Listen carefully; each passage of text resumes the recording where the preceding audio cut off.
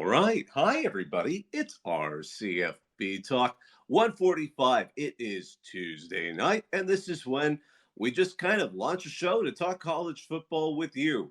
Nothing fancy, but if there's anything you'd want to talk about and what's going on in college football this week or heading into the season, feel free to hit request, and we'd love to hear from you.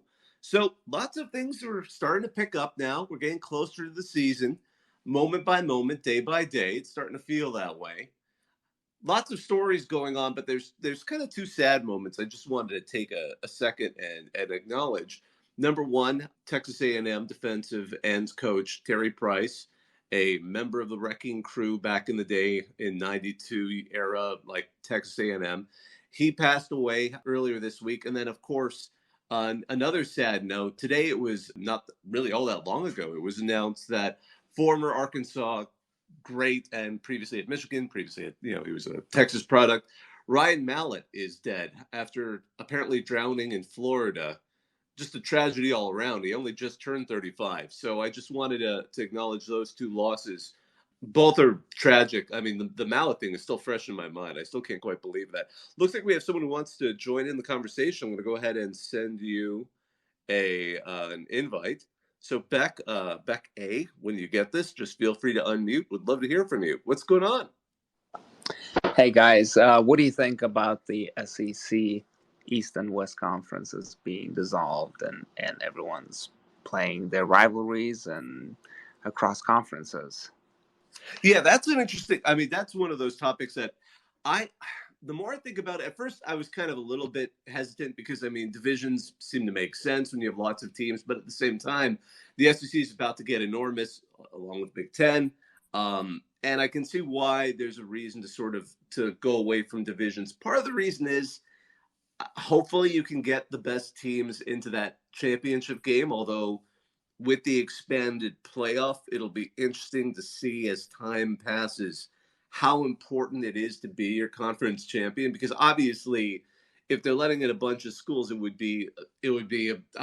imagine in many years you're going to see whoever the runner-up is in the SEC title game getting a strong look for that at spot in the CFB with all the large spots they're going to have. And at the same time, I mean, there have been years where, of course, you kind of looked at who went into the SEC title game, and the best team might have also been in the same division. I mean, the second best team might have also been in the same division. So I get why they're going towards this, but at the same time, there's games you just don't want to lose. I'm sure with every team, you could almost add one more game to that particular list. For example, I mean, it's easy to look at the new people coming in. With Texas, it's nice to see them playing Texas A&M and Oklahoma again. And I mean, they were always playing Oklahoma, but it's nice to see that as part of the tradition. But for some of those programs, it's definitely been a little bit more difficult, I think, to pick who were going to be those permanent rivalries if they stay in there. What are your thoughts, Beck? Hey, no, I think it's great. Texas, Oklahoma is going to stay there. I think it's very exciting for me to, and for the whole country to see how Texas and Oklahoma will compare against Alabama, LSU, Georgia. I think they're up for a big surprise. I think LSU, Bama, Georgia are too physical for Texas and Oklahoma, and it's just watching Big 12 is very different. I mean, you've seen USC and Utah. I mean, USC couldn't tackle, and I've said that's just Pac-12 defense. I think we're about to see something similar. What do you think? It'll be really interesting to see how the first couple of years go, because obviously Alabama, Georgia, and at all. I mean, don't mean to not include every other team in the SEC. They have created behemoths in that conference that are the envy of every other team in the nation. It's just, you can't say you're not an envy. What they're doing at Georgia on the field is just incredible. So I think we'll see how they do and how they transition, because at the same time, let's just stick with Texas. I mean, they have the wherewithal to make it work. Now, of course, their colleagues at Texas A&M also have all the money in the world, but just don't seem to know exactly how to make it work in perfect harmony, especially this past season. But I think they'll certainly be able. Those are two teams that were selected well that will at least be able to come in and have the potential to challenge. Now, there's a lot of variations, probably a lot of variables that could go into why they wouldn't. But I could say at least the SEC picked two teams that, if they're going to step up, those would be two teams that could possibly step up. And I would say they're a better fit for the SEC than, let's say, I mean, I think USC and UCLA are a decent fit for the Big Ten. But I like if now those two had gone to the SEC, that would have been weird on so many levels. I mean, the idea of adding Texas and Oklahoma seem to fit. They seem to get enough of what's going on there. They've seen their former colleagues in the Big 12, Texas A&M, and to a lesser extent, Missouri, how they've adapted to being in the SEC. So they've got a lot to kind of learn from and build on. Of course, yeah, we'll see how it pays off, and we'll see how many years it takes for them to step up. I doubt it would be this. I doubt it would be probably next year, but we'll see. Right now, they just got to survive this wacky year of the Big 12 with all the teams in it. I mean, I'm looking forward to just this wacky year of Big 12 action because the idea Oh yeah. of all these new teams now getting their one chance to take a swipe at the outgoing regime is going to be hilarious. Yeah, Big 12 is going to be very different. It's kind of like the last hurrah there, right? Hey, let's go win this last season of this conference that's going to change so much, right? And leave everything out there before you go to a much harder conference, really. And the same really for USC and UCLA before they move to Big Ten. I mean, Big Ten is not a cakewalk. I mean, you got to play Ohio State, Michigan in that winter Midwest kind of conditions. I mean, they're about to see some snow out there. Hey, Colorado does exist. Colorado and Wazoo do get snow, but yeah, no, I agree. I 100% agree with you. It's going to be very different across the board. Um, Yeah, Colorado is going to be a much different team with prime time, but Colorado was what 1-10 or two yeah, and no, they, eleven. they I mean, they've never really quite entirely stepped yeah. up in that time. It's But amazing. I love college football. I think it's the best thing in America. And look, I came to America. I went to Georgia, and I figured, I went to every game, and I was like, look, I don't know much about American sports, but this is the best sport I've ever seen in it's my life. addicting. It's absolutely addicting. I Oh, tell the people that energy all the around it. time. I Yeah. run into folks who are international students as well, and I'm like, just go to one football game. Just go. You may Oh not yeah. like it, but Yeah. give it a chance, and maybe you'll be like me. Like I admit I wasn't the hugest sports guy, and then I go to college, and then I'm like, okay, what? This is awesome. This is the greatest thing ever. Oh yeah, So, yeah. I mean, just the tailgating part, and oh and yeah. then going to the game and then celebrating anything. I mean, win or loss, you're celebrating something, right?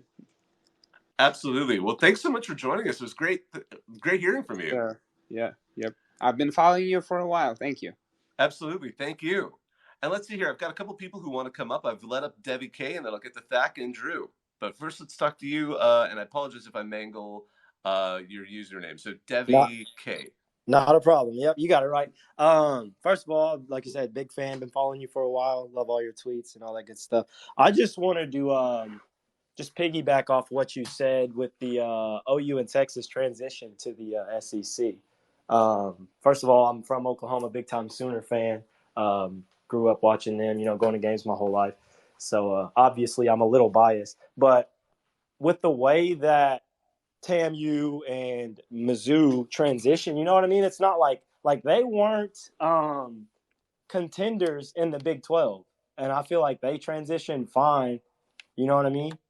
Once OU and Texas, who in my opinion are blue blood programs, OU's one of the most winningest programs in recent history. So once they get into the SEC and get that exposure, on like national level, you know what I mean? You don't think that defensive recruits are going to start, wanting to come and play for old Brent Venables? I think going to the SEC is going to raise their profile with a lot of recruits more so than it had been before. Because as you said, I have no disagreement. Texas and Oklahoma are blue bloods, and they have a certain cachet to the brand. People are attracted to it. They want to be. They can sell recruits by bringing them to campus, and especially if the coaching staff is strong, they will have no problem whatsoever bringing in players. And I think it has been funny to watch the two former Big 12 teams, and I can't wait to have Thak's opinion on this when we have him up in a bit. But the way they've kind of risen to joining the SEC, Texas A&M is the more fascinating one, only because they decided to go back to their roots of just let's throw money at it and see what happens. With proper coaching, who knows where that could go? I think you're right. I think especially with the sheer power that those two fan bases have in terms of getting what they want. And I'm talking about Oklahoma and I'm talking about Texas. I think there's no reason they should struggle too much. I mean, again, the first year or two, I think a lot of people are going to be like, well, let's just see. It's going to be culture shock or clunkiness and getting used to new programs. Supposedly, I mean, every excuse in the book can be thrown out there, but I think people will be a little bit more forgiving. But I think there's no reason why those two programs can't step up. I mean, this year I'm mostly looking forward to see how Oklahoma, they were able to keep both coordinators and the QB. The defense needs a little work, but I'd like to see if Oklahoma can get back to being as strong as they've been before, as we see. Because again, to be fair, they got abruptly thrown into a coaching search last year. So Venables is a solid coach. I really want to see how this goes this season. I'm really curious to see how it goes. It would be amazing if Oklahoma can get their defense right. Absolutely, I agree. That's always been our downfall, though. Since the last time we contended for a national championship, if you go back and look, it was because we had an amazing defense. Quentin Griffin, White, but you know what I mean. It was because of our defense. So, and we're not very forgiving down here for sure. So, I mean, like we know that it was BV's first season, but he's like I said, just around Norman and Oklahoma in general, he's caught a lot of slack for that season. So it's unacceptable. Even though it is his first season as a head coach, you know what I mean? And he understands that, I have no how doubt crazy our fan base is. So, you know what I mean? But I appreciate you having me on. And like I said, a big fan and always looking out for your tweets. Thanks. Oh, thanks so much. Hey, Thak, what's going on, man? Hey, how's it going, Bobak? Good to hear from you. And just a shout out to the fellow speaker, Beck, man. Welcome to America. You found the American dream, man, with college football. And we are more than happy to have you. But yeah, touching on that, I guess circling back to that a little bit, Oklahoma, Texas stuff going on. So to be fair, the Missouri and Texas A&M success were, I would, as a Missouri fan, I would say it's definitely an outlier. I've talked about this a little bit on here before. I think it's a little bit of a different SEC. And the other thing too is I don't even think Texas or Oklahoma are the best teams in the Big 12 right now. I think if you're looking at the best teams in the Big 12 right now, it's got to be Kansas State.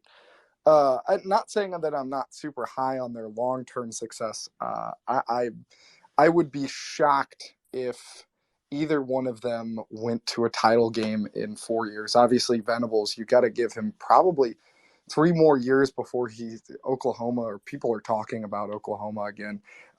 When you go through a sort of a team decimation like that, even with the transfer portal, it's going to be tough.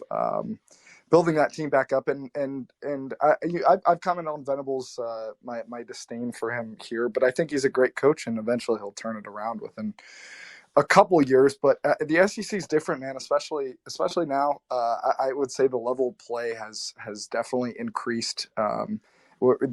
You have to have a good defense and a very good offense to be competitive in the SEC, and eventually I think that Oklahoma and Texas will get there. Their programs throw enough money into football, and college football. It seems like now if you have a decent amount of money, you're going to be pretty good. Eventually, I don't think that they're going to come in there and bust the saloon doors open and play for title games. I think the SEC, especially for Mizzou in 13 and 14, is the East was and the West were very weird at both of those times. Alabama was in that transitionary period with them just bringing on Saban, and There was no Kirby Smart at Georgia, so very interesting. But man, what I kind of wanted to talk about, Mr. Les Miles, getting some wins vacated at LSU, which Yes, I guess knocks him. and it dropped It him. knocks It him out. dropped him just below the number you need to hit the minimum to be considered for the College Football Hall of Oh yeah. Fame. My question for you, Bobek, is was Les Miles even a part of that conversation despite not even winning a national championship? Oh, Les Miles being a part of the conversation being in the College Football Hall of Fame. Yes. Oh, I think he would have been in. Because I mean, at LSU, he did. I mean, he won a national championship. He won one national championship. Sorry. Yeah. No, I think if you manage to win a national championship, particularly in a conference like the SEC, but Ed Ogeron, but then you're bringing in, okay, does Ed Ogeron? Well, and then that's why they think they have a certain number of wins that are in there. But I think, gosh, until his star fell the way it did, I think he was a shoo-in. And now it's awkward because it turns out some things that weren't going great at LSU under his watch, which led, of course, to him being ejected from Kansas. I think he still might have over time made it in, but I think this almost gives him an excuse not to give him that spot. I mean, I think you should. I don't think you can tell that decade of SEC football without Les Miles. I don't know if it's something that's going to take some time because of this, but I mean, he's a hell of a coach, man. Well, and don't get me wrong, I anticipate he'll be in multiple other halls of fame that don't have this. I forgot what the exact number is. I know there was an article on The Athletic that went into the details of that. But it was so interesting, too, because, I mean, then you had all these other penalties that came out with LSU. Like, all of them, most of them were basketball. And, like, one little one was on football. But the comment on our CFB that kind of made me laugh, even though it mischaracterized it. Ever cheat in basketball so hard that your football team gets in trouble? That was just an Ole Miss fan ripping on LSU. That was, obviously a bit of a bluster there. But, yeah, no, that whole thing is just, again, using I guess it was an ineligible offensive lineman. So just dumped a bunch of wins out there. But, I mean, I feel sympathy for all LSU fans who deal with that stuff because it's like, you remember what the team did. They were awesome. They were terrifying at times. So, I mean, whatever team gets wins vacated, I get it. But at the same time, I think it doesn't ruin the memories and of all those programs. And I think there's no reason not to somewhat celebrate those wins. Oh, yeah. And then the other thing that I saw that I know has been a hot topic on the show, Dellinger got a copy of a memo that the NCAA sent out. Yes, I loved it because that's what the NCAA has kind of been reduced to, writing really strongly worded memos. It's like, because there isn't a whole lot they can do. I mean, I get, again, this is going more towards why we've talked about the push towards potentially getting a national policy. I mean, the fact is you have all the states making slightly different rules than each other. And the NCAA is just saying it's almost like a policy piece for them. They're like, look, we expect you all to follow the rules, blah, blah, blah. But I mean, I don't know if they can really act on it. The joke was, when the peanut gallery at RCFB was talking about it, Clemson's fan of Palmetto 95. I can't wait for the NCAA to make an example out of an 8-win G5 team. sorry, Zach. The other response to that is, of course, Missouri. Or Mizzou. Well, yeah, and especially since the football team had just lobbied, for anybody unfamiliar, the Missouri State legislature to pass a law that would basically allow the football team and coaches to discuss NIL opportunities with in-state Missouri recruits, which I'm wondering what, because that's huge, especially with two of the 2024 class, two of the top 10 recruits, 24/7 recruits in the entire 2024 class coming out of Kansas City and St. Louis, respectively. I wonder, they just took their official visits, I think, before the memo came out, and I'm wondering how the Missouri coaching staff is going to take that memo. Yeah, and I mean, remember, Mizzou also, they passed that law. Well, I believe the governor still has to sign it, but I mean, he's going to. These are bipartisan candy for legislatures. It's not like anyone on any particular party has a strong view either way, other than let's please constituents who went to these schools. So Mizzou, they're going to be able to, a high schooler in Missouri who's going to basically only Mizzou, because it's really the only FBS program, can get paid if they commit. That's unlike any other program, any other state law right now. So that's why the joke is it actually does kind of set up Mizzou to be the one to get the pick a fight Oh, there. definitely. But I mean, yeah. especially with this 2024 class. I mean, it's. I mean, yeah, I was probably jumping down up and down when I was drink, but now you're in a serious dilemma, and we can't. The Missouri football program can't afford to have another bowl ban or any of that crap. For sure. Hey, Kyle, I'm going to go ahead and let you up and would like to hear from you. I saw you were up earlier. Sorry, sometimes I let people up just so that, we can get them onto the team. I tried to not let people up almost until the last second because sometimes in the past, gosh, it hasn't happened for a while, knock on wood, but we were letting people up and then we couldn't hear them or I couldn't hear them. So that's why I kind of wait until the last second to let folks up. But what's up, Kyle? What's going on, Bo? Back. Great to hear from you. Love your Twitter. Love your Twitter. It's just great. Me and my little brother, my friends, share it all the time. But yeah.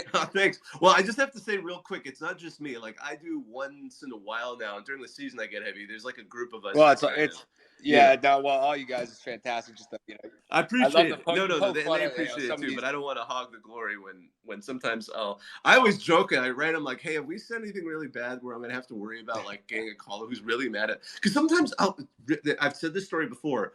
Because we sometimes cover events, and I was at a national championship a couple of years ago, and a very, very famous personality from college sports came up to me and got upset about something we tweeted. And I didn't even know what the tweet was.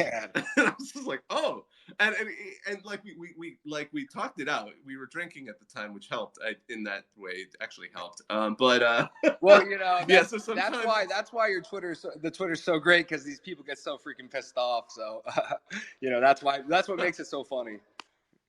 Well, thank you. Yeah. So, but what's on your mind? No, I mean, I've been thinking a lot of watching just the hype around it, over the last year or so, about Arch Manning.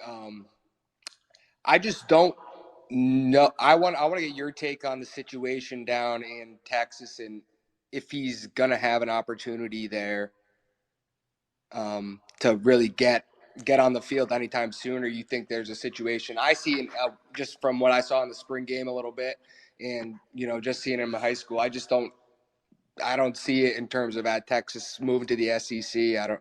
I just don't see it from Arch Manning. That's just personally for me. So I just want to hear what you think about that. Well, I think this season it seems like Quinn Ewers is still going to be the number one quarterback over at Texas heading into this season. Now, whether Arch Manning gets opportunities to play, certainly, and obviously there's many other ways that he could end up starting. But let's assume everything stays healthy. Ewers is the man. There could be opportunities for Arch Manning to get in there, but I think Sark is he was a QB himself, and he's an offensive guy. I could see him sticking with Ewers as long as he's doing well, because he needs to. This is a season where also, to be fair, I mean, Texas wants to finish strong heading into SEC play next season. Texas, their fans, how passionate they are. So, I mean, anything less than competing for a national championship is always just gonna feel wrong. And I think Sarkisian, they've been patient with him, and he's been doing a good job of building things, and he's been doing, I think, a lot of the steps. And it's weird for me to say this because I was really lukewarm on that Sark hire. I was shocked when Texas hired him, but he's proved to be, the Saban school of has managed to turn him into someone who has a better idea of how to pull things together. So that's it. I mean, Arch Manning, obviously, he's promising. I'm always hesitant to expect a guy to just be able to walk up and play at the level that they would expect him to. I think he has the potential, but whether he's enough to compete in the SEC, I don't know. I don't dare to make that kind of a forecast. That's a little bit far. That's a bit down the line for that. But I mean, everyone knows who he is. Everyone knows who Arch Manning is. We know the pedigree. We know his strengths. But again, Ewers had a decent enough season last year and looked good enough in the spring that I think it's his team this year, barring any surprise, which I don't anticipate. And there may be opportunities for Arch Manning to play, but I don't know if they'll be substantial. Mm-hmm. Yeah. No, I mean, it's just, I think that they're going to get impatient with Quinn Ewers for sure if they don't win right away. This year, I think there's so many expectations, but, we'll see. But, yeah, it's a great take. Yeah. Yeah, man. Thanks for joining us. We really appreciate it. Yeah, and also, we love when you shout out D3 football. Keep doing that. Oh, yeah, man. D3. D3 is always hard to shout out in the offseason, but I love we love it during the season. I always love trying to cover at least one game a season. I always tell folks, like, if you ever get a chance, just go to one D3. Go to a game at every level. Union College. Come to Schenectady. You want to watch a game. Oh, yeah, for sure. That would be awesome. New England's like the best D3 footballs out there. Don't get me wrong.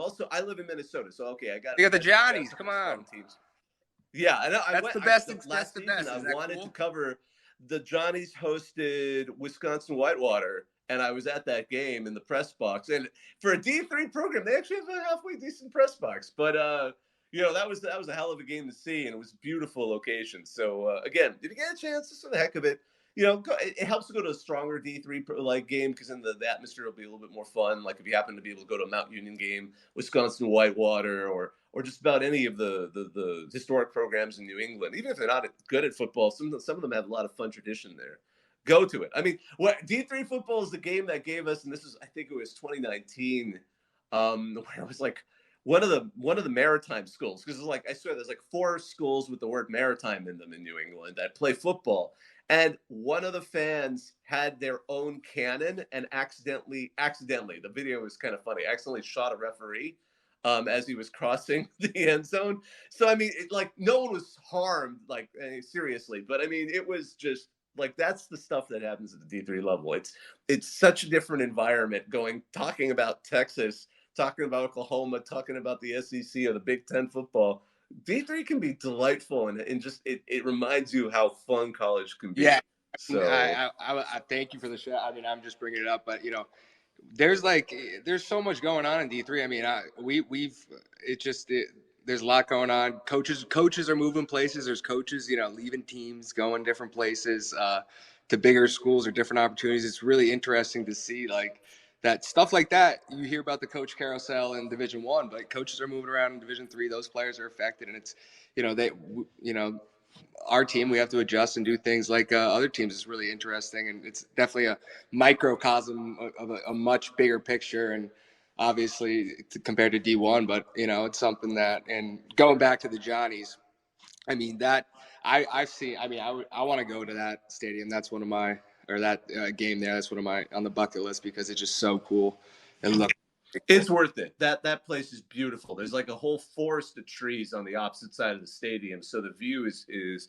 And I didn't know this. They play they played Elton John song at the end of the game, and I forgot. I think it's a tradition they always do. Piano Man? No. But anyway, it was just, again, it's such a different environment. It's not a lot of these games are fun and a chance to see something different. But thanks for bringing that up. I always love talking D3 football. Awesome. Thank you. Thanks, Kyle. Well, let's see. Oh, there's someone else who wanted to come up here. Let me let you up, John. And love to hear from you. Go ahead and unmute. What's on your mind? Hey, John, just if you get a chance. Hey, can you hear there me? You go. Sorry.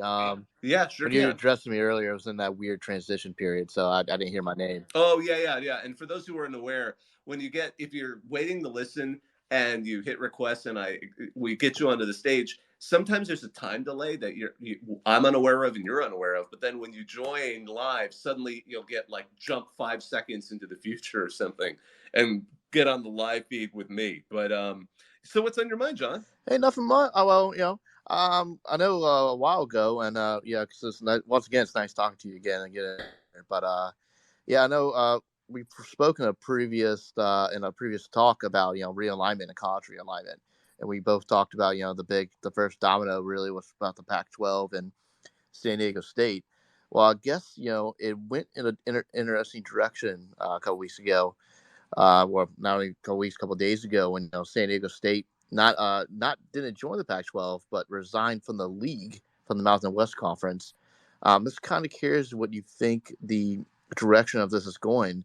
I'd be honest, I was a little surprised. I was really expecting San Diego State just to immediately just move to the Pac-12, but the fact that I think they're sort of sitting out like a free agent, I think brings up a lot of interesting possibilities. And I'm just trying to get your opinion on it, honestly.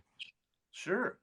Sure, yeah, and this is a really funky situation because the San Diego State, like if you and I don't blame 95% of fans for have being completely unaware of what's going on because it involves a couple of timelines that were kind of side stories here in the off season, but weren't necessarily, on the forefront of everyone in college football. So two things are going on. Obviously, as people have heard, the Pac-12 is seriously looking at adding two teams, and the two that it almost certainly will include, at least two teams, and the two it will certainly include seem to be San Diego State and SMU over in Dallas. So San Diego State's the one that had an awkward situation. So let me first finish the Pac-12. The Pac-12 said we will only add teams once we have a media deal in place. Those words have been cursed for the Pac-12 because, as we know, month to month for the last 9 months, we've been waiting to hear them say what that new media deal is, and we still don't quite know. Although now it seems like we may hear it next month. Who knows? But the important thing to note, and before I get to San Diego State, is we're almost certainly not going to hear about a media deal before the end of this month, June, which ends in a few days. Now, San Diego State, back in, I believe it was a few years ago, maybe even a little more than a few years ago, the Mountain West and San Diego State being a part of the Mountain West came to their own agreement where teams that left the conference after June 30th this year were going to have to pay a much higher penalty to leave the conference than if they gave their notice before the end of this month. Because the important thing about the end of this month in college sports, the new year begins in July. So that's why this June to July date is so important for a lot of timelines. That's when, next July 1st, not this July 1st, next July 1st, officially USC and UCLA will be in the Big Ten, and Texas and Oklahoma will be in the SEC. But going back to here, and part of the reason why is, as you all know, the College World Series just ended. Good job, LSU. But the College World Series just ended, so that's the last sport to finish up in college. So going back to this story, this has created a really awkward situation for San Diego State. This whole time, they're like, we're ready to join the Pac-12. All we need is an invite. The Pac-12 is saying, we can't give you an invite because we're sticking to their guns on we're first going to get a media deal, then we'll send out invitations. SMU doesn't have to worry about it, so they've been kind of passively sitting in the back and happily waiting for what they assume is going to be an invitation to join a P5 conference, if we even call them P5 in the future.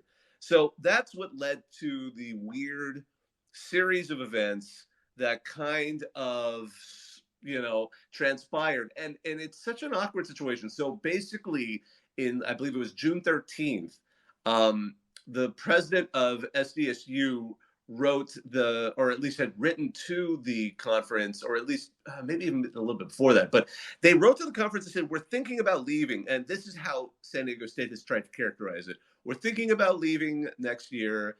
This is what do we need to do to give notice? And by the way, can we talk about maybe lowering the exit fee, and can we get a delay so that if we don't leave before June 30th, we won't get the bigger penalty? Oh, and can we pay our penalty in installments? Like, it was a bunch of questions like this, clarifications.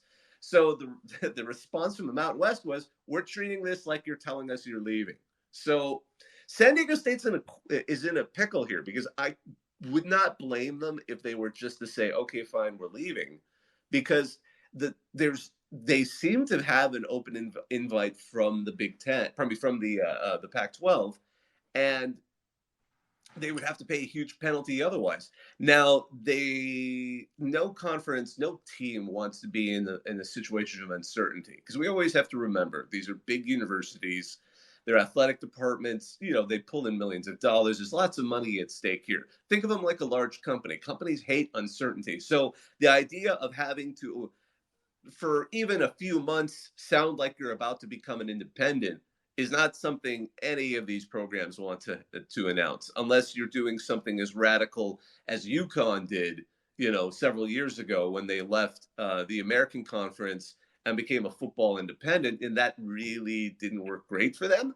But here we are, and we've watched them kind of sort of in the wilderness, and San Diego State certainly doesn't want to do that, but they may be forced to sort of say, okay, we're going to be independent with a wink, wink, nudge, nudge, knowing that hopefully in a few months, the Pac 12, assuming their media deal comes together in a way that they stay together, will send them an invite. Part of the other story of this is how impatient other members of the Mountain West are with San Diego State.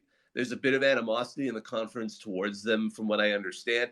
Part of it dates back to, and I mentioned this last week. I'm old enough to remember when they were excitedly going to join what was the Big East, which became the American Conference. But they were going to go with Boise State. They were all like, and TCU, they were all heading there. They were all thrilled about it because they were going to be joining, a P5 conference at the time. And then it just fell apart. And famously, Boise State had not taken as many steps to leave as San Diego State. And they were the ones that kind of made things right within the conference. So San Diego State, which had formally announced it was leaving, could be letting back in the conference smoothly. And from what I understand, since that time, they have not won a lot of friends in the conference. So they're not the Mountain West isn't really interested in helping them out in this situation, because I believe it was last week I read a comment on our CFB that made me laugh. It was like, hi, it was like a girlfriend saying, yo, I'm breaking up with you, but you can't do anything until I find a new boyfriend. So that's how I've heard this characterized. So it's a real awkward situation for San Diego State, but part of this is just what's going on with the Pac-12. And I'm sure I'm sure once they announce a media deal, because they'll have to, if it's enough that the conference doesn't implode, we'll start to hear the invites. Yeah, I mean, I'm just really curious of like. There's so many directions this could go at this point. What if the Pac-12 doesn't get the deal done, or this goes for another several more months? I mean, what does the San Diego State do in this in this situation? You lose all your. This, like, very hypothetically, they have to run as an independent for the next season. How do you find that many opponents? And how do you find teams to Oh, play? no, they don't want to do that. Yeah, and Yeah, that's the thing. They would be in the conference for at least one more year. They would be and it would be in a weird situation because you wouldn't want to start building a new schedule immediately, because if you join the Pac-12, suddenly a lot of that's going to get removed by that conference. And we've seen what's happened when schools have been forced out. New Mexico State, and Idaho famously were pushed out of the Sun Belt, and they were forced to kind of come up with ideas on their own. Idaho just eventually gave up and quickly moved back down to FCS and joined the Big Sky, where they at least could have teams they had historically been in contact with before they had made their own, because they were a team that had moved up in the 90s. Now, as some may remember, New Mexico State was doing a in-season home and home, so two games, which you see at lower divisions. It's not that strange, but with Liberty, because they were two of the only independents out there. So it would put San Diego State in kind of a pickle. Do you start tentatively making a schedule like that, or do you just wait a little bit longer and see when the Pac-12 makes that deal and if you get that invite? I do not envy it, because there's so much money on the line for San Diego State that I kind of get why they're doing it this way. But there's no winners in this, and at least for the San Diego State, they could win. Pardon me, everything could work out well. In July, the Pac-12 gets a media deal that seems decent enough. They invite the two teams everyone's expecting them to invite. I actually just saw a thing today. John Canzano, the reporter who loves to cover, he's from Oregon. He loves to cover Pac-12. If SMU were to join the Pac-12, their NIL fund would immediately be the second largest in the conference, behind only Oregon's. And this is, of course, assuming USC and UCLA are already gone. So SMU looks like they're going to be a perfect fit. San Diego State's like, we think we'll be a perfect fit, but we kind of would like some more info right now. But that's where we are. yeah. Yeah, I just can't remember the last time I've seen something like this happen. At least this high profile. I know we talk about UConn and the Idahos and of the world. San Diego State just it feels very odd of this high profile of a school to be stuck in this situation.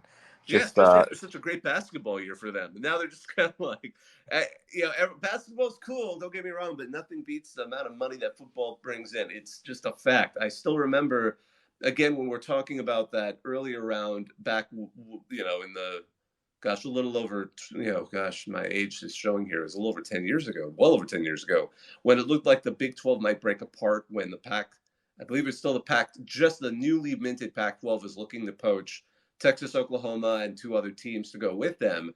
Everyone was wondering what's going to happen to the teams that are left. And the awkward one was Kansas, because Kansas, despite being no one doubts their basketball prowess, they weren't as desirable of a team for the other conferences because basketball just wasn't the big earner. And we all know Kansas football is historically not the greatest. So it was kind of an awkward thing for them. I think I remember, gosh, it was, I don't know if it was Spencer Hall, but someone at Every Day Should Be Saturday. This was before they were part of SB Nation. This is back in the day. I remember he wrote like, the remainder of the Big 12 is going to become like the Scrapple Conference. It was going to be like Iowa State, Kansas State, and just whichever Texas team didn't get taken. Oh goodness. I see we have someone else up here. Let's see here. Boise State SSN Boise State. So would love to hear from you. Yeah, thanks for having me on. I'm going to try to keep this pretty non-biased because I obviously have my own feelings about realignment, especially with Boise State. But as the guy said before, and as you said, there seems to be this animosity from Mountain West fans and teams about San Diego State.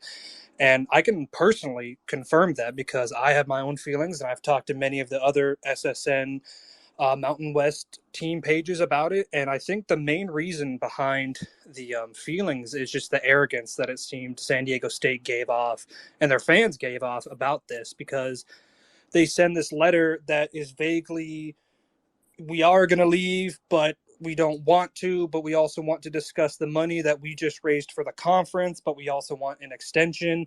And as you said before, football is king. And so people were analyzing this as, what have you done to deserve any of this? And while the Final Four run was great, it just gave off as a holier than thou type of thing. And that's where I think a lot of the animosity for the Aztecs comes from. And so that's probably why not a lot of people are supporting them, and why a lot of Mountain West fans, I think, would be happy to see San Diego State fall into independence and fall into this idea of not knowing what's happening.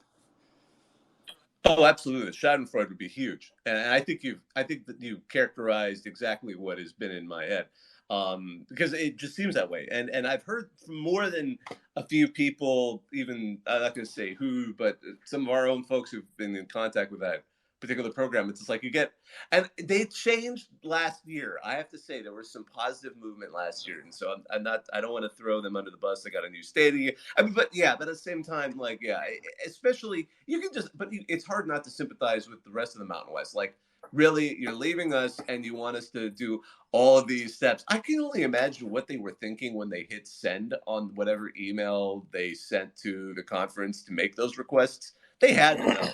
I mean, somebody had to but at the same time, they were trying. It sounds like the masterful mistake of trying to hedge bets. Like they were trying to hedge all their bets. We're leaving, but maybe we're not.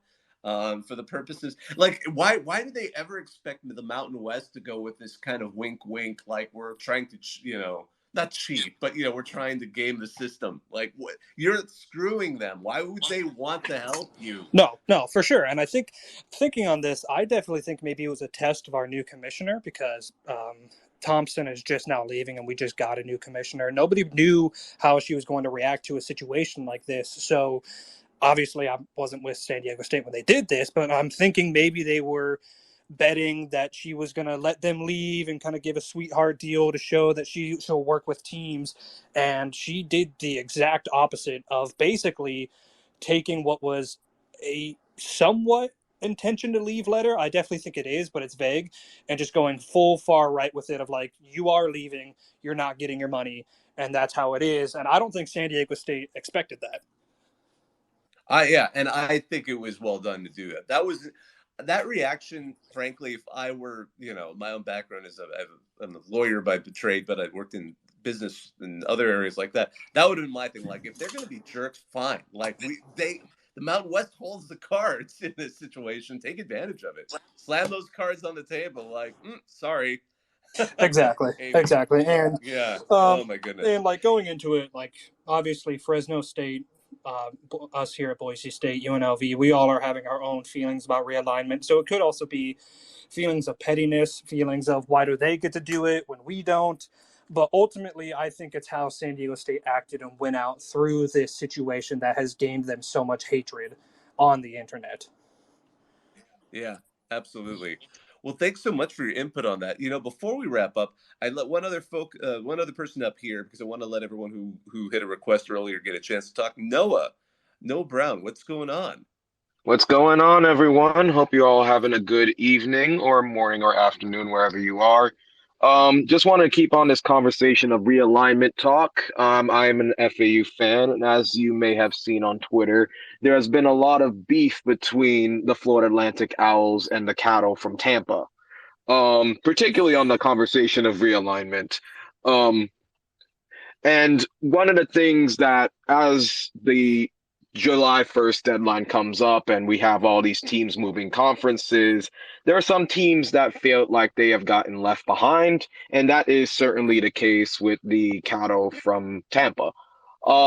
So in your opinion, what are the top five schools in the G5, if we could call it that now, that are the most viable candidates to go and move up into a P5 conference? Oh wow. We've heard Boise, we've heard Memphis, we heard SMU, we heard the Cattle from Tampa, San Diego State, UNLV. There's a lot of conversation about that. So, what do you think are the most schools ready to move up to that next level? That's a great question. Well, first, and I love the way you're referring to USF because that's brilliant. I love the idea of because that's a natural rivalry. I'm actually looking forward to seeing that because they play. You guys are playing at USF in the obviously they play in the Buccaneer Stadium. That should be a fun game later this season. But especially with Tom Herman. Actually, both programs have new head coaches, but Tom Herman, I'm really excited to see how he does at FAU because he wasn't that bad at Texas. He wasn't. It just was the expectations at Texas were ridiculous, and obviously we all know he was great at Houston. So I'm excited to see. I wonder if are we going to see something like what we got with Lane Kiffin when he went to FAU. So, but setting that aside, um, USF is really interesting because I do agree they do feel left behind because they had so many opportunities, and I've mentioned this before. But if you go back to that wild season of 2007, those of us who were there remember there was a week where USF rose to be the BCS number two when they would only send those two teams into the title game, and of course then they started losing and then they quickly fell back down. But at that moment, if you had asked anyone in 2007 between the two especially at that point, they were somewhat being compared against each other. The two Florida, G5 programs that seemed to be at that cusp that had relatively recent programs with USF and UCF. People would have assumed it was going to be South Florida heading into a P5 conference like the Knights are heading into the Big 12, but just everything went wrong. Not I would say everything went wrong for them, but just it was a very different approach and philosophy. UCF invested in building that on-campus stadium, really invested in building other parts of the program. They had some good coaching hires, obviously, Scott Frost being one of them, and having an undefeated season and all of that stuff. But USF kind of foundered in those seasons. Now they seem to have, and I say all of that because I've been kind of impressed by the approach USF has had towards building an on-campus stadium. I've mentioned it a few times, in recent weeks, because this has been a multi-year process for them, and they've been very good about hitting each target. Like I think it was like 3 years ago, they were like, "We're thinking about building an on-campus stadium. We're not quite sure where. Here are some proposed locations," and people were excited. And then they said, "We'll come back to this in 6 months." 6 months, they come back to it. We're going to create a body that's going to investigate this. We'll come back to this in 7 months, and then 7 months. They were doing this in such an intentional manner in such a careful manner that now they've announced that, oh yeah, we're building a stadium, and they're hoping to have it done, I believe, an on-campus stadium done by, gosh, I should have that year, but it's within a few years from now they're going to have an on-campus stadium, probably, almost certainly. It's not going to be as big as where the Buccaneers play, but it's going to be something for them. All that said, meanwhile, I remember where FAU used to play football. I drove by it. It was like what was the name of that place? It was right by an airport. It was just like this. It was like a Lockhart glorified. Stadium in Fort Lauderdale, Florida. Yeah, and then here they build that gorgeous new stadium on campus. So FAU also did the right approach, and to a lesser degree, FIU did too. Um, so moving from the Orange Bowl onto campus, because of course they couldn't keep playing there because they demolished the thing. But so all that said, I agree with that characterization. Now, you asked a much harder question: which G5 programs could potentially move up? That's a hard one. I think you named some of the usual suspects, like a Boise State, a Fresno State, maybe a Colorado State sometimes gets mentioned, but it's a little bit of a push, but they certainly know how to spend on that program and make it look where it could theoretically compete. San Diego State and Southern Methodist, obviously, they're basically, as we've just talked about, open invitations to join the Pac-12 once they get their media deal. So we'll say that they're there as well.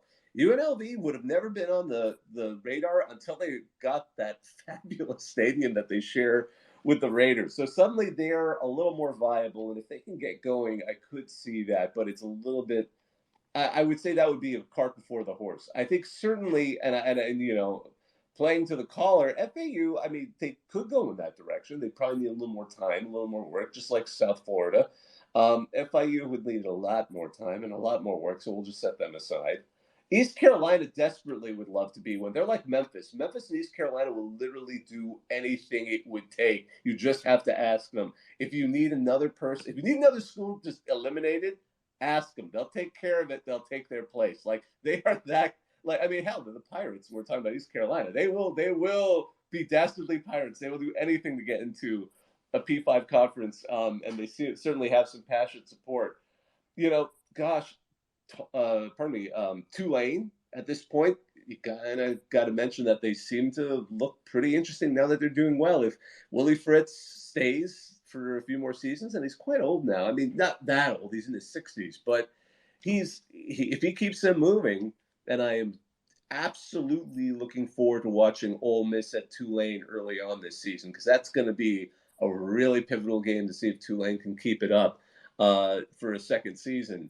I mean, they would be an interesting option as well. And I know I could probably throw out a few others as well. I mean, especially looking at who's in the Sun Belt. I mean, the way James, when we're talking about deliberate approaches to growing your program, James Madison is a great example of that. They kept getting invited to join G5 conferences, move up from FCS, and they said no. We actually last season, we actually had a live interview with their athletic director, and we kind of talked about this. They were very deliberate. They had like a 5-year plan back in, actually even longer ago. I think it was like 2015. They expanded their stadium. They built some stuff to support it. So by the time they joined the Sun Belt, they actually were giving the other teams a real run as a competitive program last season. So I think a program like that might, but again, it gets a little tough because you start talking about whether or not they have the facilities to necessarily to jump up to join some of these things. Because who would they join, the ACC or the SEC? We know what kind of facilities those programs have, so it would be a bit of a jump because you have some wildly passionate fan bases that people don't, I think, talk about enough, like Georgia Southern. Those folks are fanatical in Statesboro. But I mean, again, what would it take to build that program up to be able to compete with those other programs? I'm not sure. So, and of course, it looks like I don't know if we are heading into a situation where there's the Big Two with the SEC and Big Ten. The other three, I don't know what we're going to call them, the O3, the Pac-12, Big 12, and ACC. And is it a different tier for that? And is that what we're talking about when a G5 team might hop up? I'm not sure. But that was a really good question.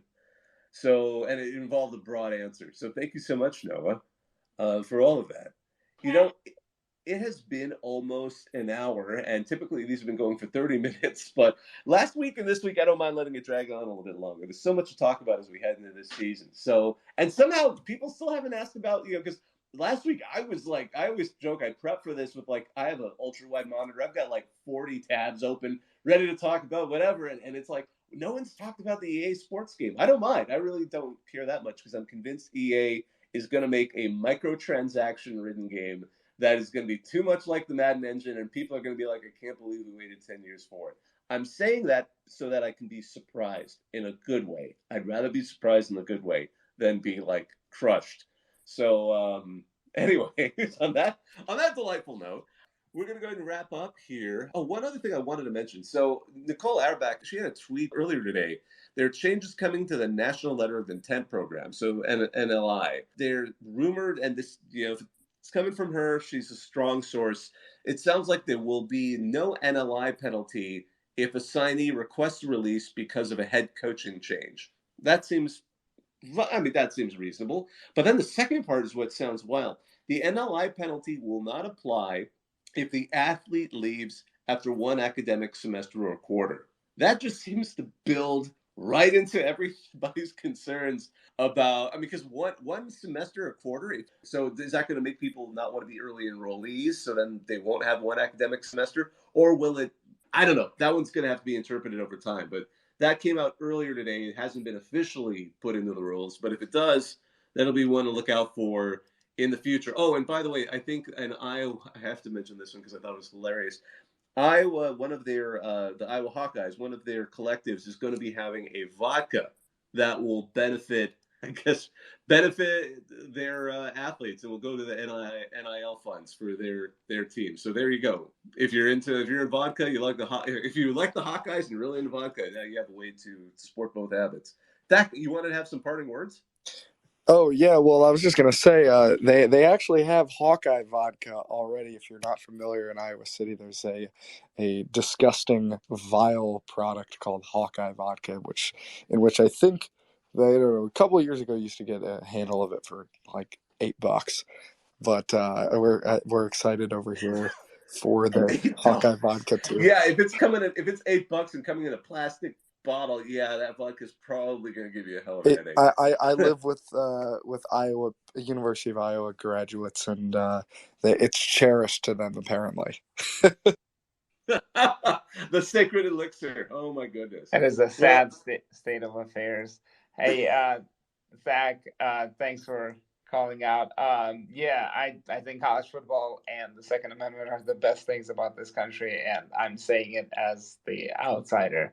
Also, Missouri, their M is very similar to Michigan, so I never know what team are they representing. When I see that M in the end zone.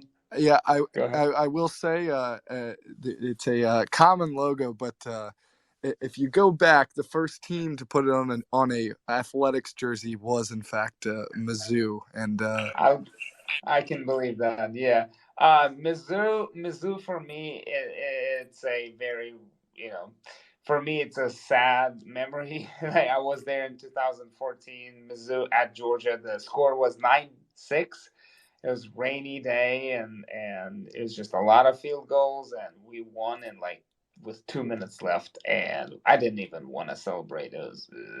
And then y'all almost beating Georgia last year, and if we lost that game, we would not win the national championship. So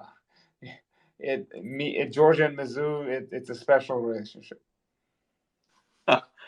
Love it. Well, on that note, I'm going to go ahead and wrap this up here. This was our CFB Talk 145. My name is Bob Aghayuri. I wanted to thank everyone who joined us, and those of us up right now, Noah, John, Thak, Beck, and those of us who joined us a little earlier this evening. Otherwise, on that note, thank you all for joining us. Now I'm going to hang up and listen.